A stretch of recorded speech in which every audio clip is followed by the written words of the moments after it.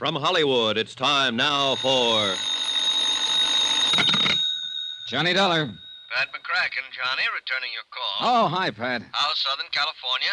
My vacation on expense account, I love it. Well, don't overdo it. Just because the Jolly Roger matter interfered with that vacation you'd planned is no Now, reason. wait a minute. You promised full expenses. Okay. When are you coming back to Hartford? As soon as I clear up the LaMarr case. Want okay expenses on it now? Huh? LaMarr? Yeah, Pat. This is a case that'll make your hair curl.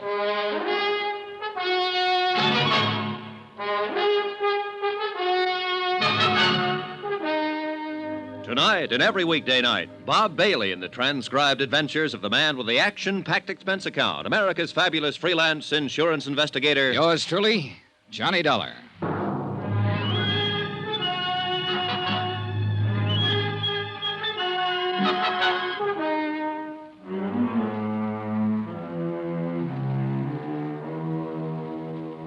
Expense account submitted by Special Investigator Johnny Dollar to the Universal Adjustment Bureau, Hartford, Connecticut. The following is an accounting of expenditures during my investigation of the LaMarr matter. Expense account? Forget it. I'm on vacation. As far from Hartford, Connecticut, center of the insurance business as I can get. Yeah, I'm in La Jolla, California, and I'm staying in a big, ritzy motel called El Crescenta. Alone. Oh, there is a girl down here. A lot of them, in fact. But one in particular. Fanny LaMarr, her name is. Sounds like somebody in show business, doesn't it? But she isn't. Tall, 5'8", brunette, pretty as the devil. And I gave her the line that my so-called business back east consists of nothing more exciting than running a filling station. How can you afford to come all the way out here to California for a vacation? To say nothing of staying at the El Crescenta. Rich uncle, Fanny. Died and left me a couple of $1,000 to do with as I see fit. This is the way I see fit. Only a couple of $1,000. Mm-hmm. Gee, that's too bad. A couple of $100,000, I might really fall for you. Oh, Fanny, how can you? Hmm? Here I thought these last 3 days and evenings with you were due solely to my overwhelming personal charms. Your charm has nothing to do with it. Kiss me again, anyhow. With Fanny around, who needed a couple of $100,000? Yeah, the gal was just about all anyone could ask for. And I don't mean for just a quick vacation time romance. I'd spotted her the minute I'd landed here at this hotel. More like a guest ranch by the seashore. Beautiful, modern cottages set around a big green lawn with a swimming pool in the center big enough for the Olympics. Carports beside the cottages loaded with Eldorados, Continentals, and a handful of foreign sports jobs. And a beautiful big dining room and a building set up to look like an old clipper ship. And food and service worthy of Oscar of the Waldorf. And what was I doing here? On expense account, remember? Yeah, I'd spotted Fanny the night I arrived from San Diego after clearing up the Jolly Roger matter and set my sights for her immediately. Naturally, I wondered what so attractive a girl was doing alone here. She cleared that up for me at dinner the second night. I still don't understand why Daddy hasn't arrived yet. Oh? He's supposed to join you on this vacation? We always spend our vacations together. At least we have since Mother died a few years ago. You're an only child? Yes. Really a foster child. Just as we were about to take our plane, some crisis or other arose at the plant. So he made me come along and wait for him. LaMarr Metal Products. LaMarr. Oh, yeah. Aircraft components, isn't it? South Bend, Indiana? Yes. You know how crisis can arrive in a business like that. Sure, imagine so. Government orders, all that sort of thing. Yeah. Well, you'll probably hear from him before. Oh. Here, waiter, would you like to get us... Senorita, a telegram for the lady. Oh? Excuse me, Johnny. Sure. Here you are, Peter. Gracias, senor. Oh, dear. What's the matter? It's from my father, and I don't like it. Listen. Must delay departure a few more days. Doctor's orders. Oh? Nothing to worry about. Stay there in La Jolla until I join you. Love, Daddy. That's too bad. But doctor's orders. There's nothing wrong with Daddy. He had a new insurance examination just a month ago.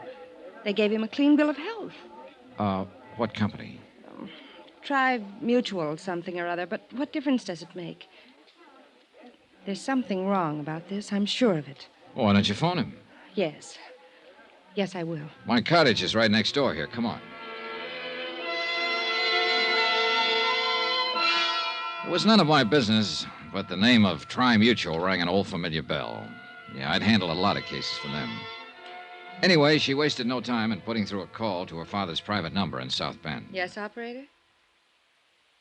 Thank you. I don't know why I didn't go to my own cottage to make this call. My pleasure. I guess I'm a bit upset by this wire. I don't blame you. There's nothing wrong with Daddy. There can't be. Well, maybe he just made the mistake of mixing too many oysters with too many martinis. Hello? Hello? Daddy, what's this telegram you sent me? Oh. Oh, I see. Oh, well, you had me scared for a few minutes. Oh, yes, fine. Mm-hmm. Yes, if you must know the truth, I have. Johnny Dollar. Uh-oh. Very. Careful, gal. Oh, he says he runs a filling station, but I don't believe him. I'll tell you all when you get here. And hurry, darling, please. All right, Daddy. Good night, dear. Oh, thank goodness. You don't know how close your guess was, Johnny. Oh? It was just a slight case of indigestion. Plus the fact he wanted another day at the plant. Well, good. Then let's go back to the dining room and see what kind of indigestion we can accumulate. Well, that started it. 3 days and nights of as much fun and relaxation as I've had in years. A wonderful place to stay, a private beach that I'll wager is second to none on the Pacific coast. Swimming, water skiing, skin diving, sailing, everything. Oh, this was it. Or so I thought. Oh, why make any bones about it? I'm a sucker for romance. And believe me, it wasn't hard to be serious with Bonnie. Johnny. Yeah? This is nice, isn't it? Mm-hmm. I don't believe in love at first sight. Do you? No. No, But it is nice, isn't it? Hey, whoa, gal. Hmm? It'd be much too easy to fall in love with you, Bonnie. And I mean the forever kind. Well, would that be so terrible? You've got one big strike against you, you know. Johnny, what? Money. Money. You lose. Huh? I have nothing, except what my father gives me. You know, allowance and for clothes and things, and you know. So you see, I'm just as poor as you are. Only you aren't. You wouldn't be staying at a place like this. Another thing. You know absolutely nothing about me. I know you don't make a living by running any old filling station. Johnny Dollar at the sign of the Flying Red Horse. Oh, stop it. Well, for all you know, I'm a gangster, a safecracker, a jewel thief. Or worse still, playboy scion of a wealthy family who never did a lick of work in his life. In other words, a worthless bum. Don't say that, Johnny, even in fun. How'd you fill 'em, huh? Yes, and their mothers. Old dowagers trying to marry them off to another wealthy family. Add the name LaMarr to their end of the social register listing. Insure the fortune with another fortune. I thought you said you were poor. Well, you know what I mean. A bunch of worthless fops, that's all they are. I've seen better men among the servants and chauffeurs, the little Mexican boy who helps one of the gardeners, and the young businessmen there in South Bend and in other cities. Maybe earning just enough to make ends meet, but men. Ambitious, hard-working, willing to get somewhere on their own merit. And, well, you know what I mean. Mm-hmm. Why don't you marry one of them, Bonnie? It isn't as easy as that, Johnny. You know it. Maybe I was waiting for someone like you to... I still don't believe in love at first sight. Good. Let me snuggle again. Like before we started this horrible discussion. Mm-hmm. Sun's going down, though, honey. And this little niche in the rocks is going to get cold. Yeah, look. Everybody else has left the beach. Come on, snuggle. I like it. Kiss me. And I thought I'd have to ask for it.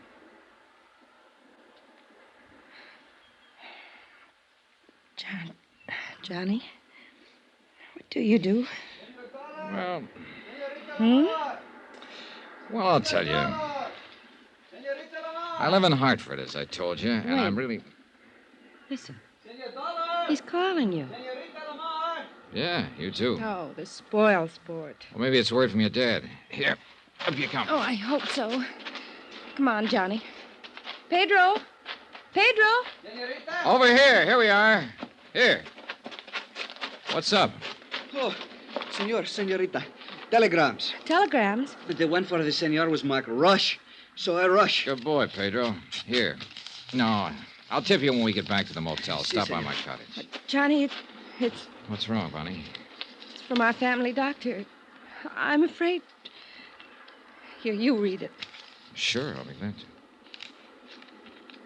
Regret having to inform you your father died a few hours ago. Suggest you return to South Bend immediately. Oh, Johnny.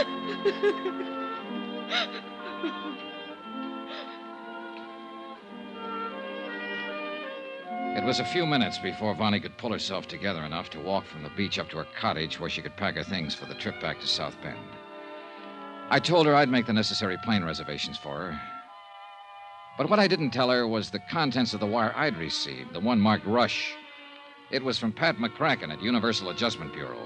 A request to call him at his home in Hartford immediately. I put through the call.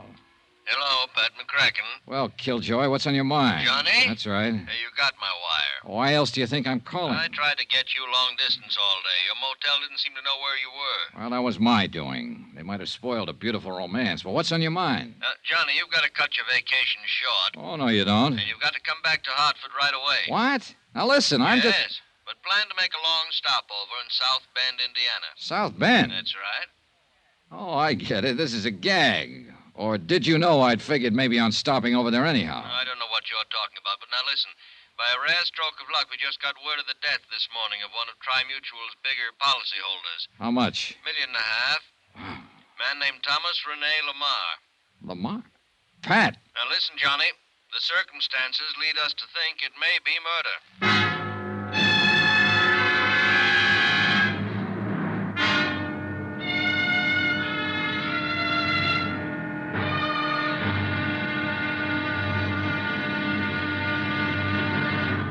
Now, here's our star to tell you about tomorrow's intriguing episode of this week's story. Tomorrow, a set of circumstances arise that are enough to keep a man from trusting even himself.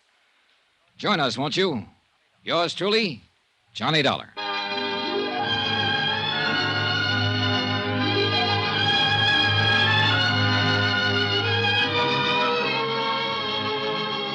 Yours truly, Johnny Dollar, starring Bob Bailey, is transcribed in Hollywood. It is produced and directed by Jack Johnstone, who also wrote tonight's story.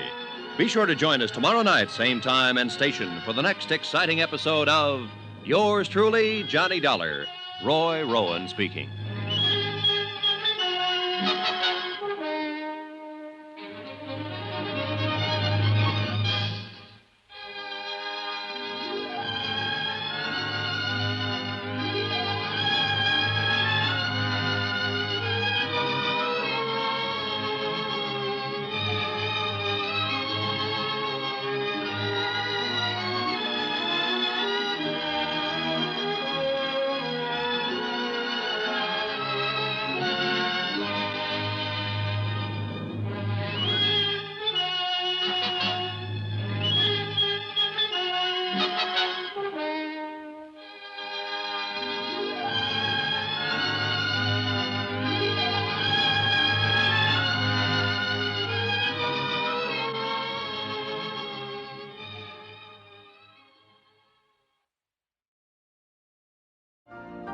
You've been listening to the OTR Gold Network.